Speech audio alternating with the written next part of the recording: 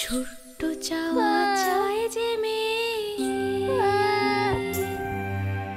সবুজ পাড়া উথাল পাতাল কান্না তারি কাঁদছে ঘরের কোণে, কান্না কাঁদছে ঘরের কোণে।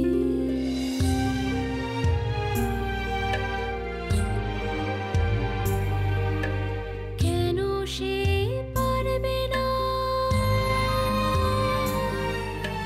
কেন সে পারবে না, কোথায় যে গো বারণ, কি থামালো ছোট্ট পাখার জোনাকে জ্বালানো চোন, জোনাকে জ্বালানো চোন।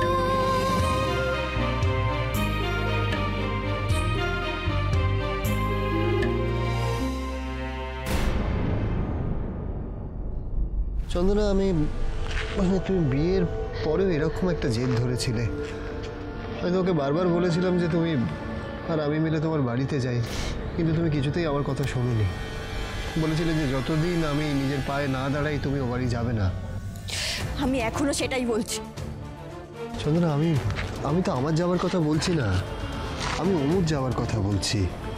দেখো, অমুর নিশ্চয়ই নিজের পায়ে দাঁড়ানো দরকার নেই ওই বাড়ি যাওয়ার জন্য, তাই না? না, যাবে না, অমু যাবে না।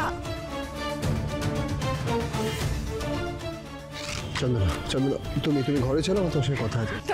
শোনো না, ঘরে চলো। আমার কোনো কথা নেই। চন্দনা, ছেড়ে দাও না। হ্যাঁ ঠিক আছে চন্দনা, চলো ঘরে চলো। চলো।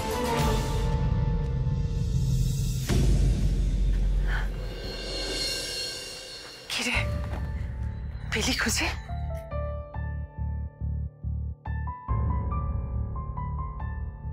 দরজাটা ভালো করে বন্ধ কর না। বলছি এখানে তো তোদের জেঠুমণি নেই। ভয় না পেয়ে সত্যি করে বল না আমাকে, কেউ